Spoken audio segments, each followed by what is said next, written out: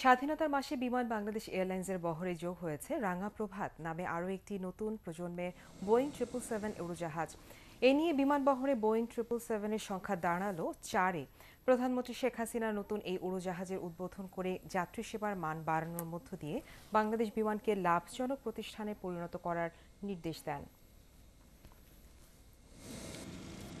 বাংলাদেশ বিমান শুধু সেবাদানকারী প্রতিষ্ঠান নয়, এটা একটা বাণিজ্যিক প্রতিষ্ঠানও, সেটা আমাদের মনে রাখতে হবে। আর এখানে বিমান যদি লোকসান হয় তাহলে কিন্তু বিমান ভবিষ্যতে হয়তো টিকবেই না, বন্ধ হয়ে যাবে।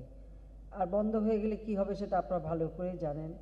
সকলেই চাকরি হারাতে হবে, সকলকে বসে যেতে হবে। সে কথাটা মনে রেখে এই বিমান যাতে লাভজনক প্রতিষ্ঠানে প্রতিষ্ঠিত হয় সেজন্য যথাযথভাবে আপনারা সেবা দিয়ে যাবেন, কাজ করবেন, সেটাই আমরা চাই।